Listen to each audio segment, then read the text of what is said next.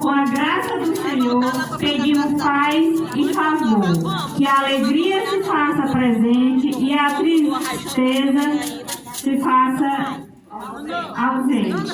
Amém.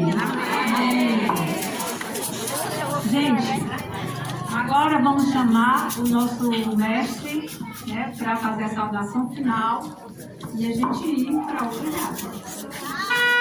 Senhores donos da casa, quem vos paga é Santo Rei. Obrigado pelo manjar que matou a nossa fome. Anunciamos de chamar manjar que os anjos comem. Agradeço pela bela oferta que vos deu a nossa bandeira. Que Deus lhe dê muita saúde e paz à família inteira. A bandeira vai embora, à procura de outra morada. À procura do devoto que respeita a lei sagrada. Viva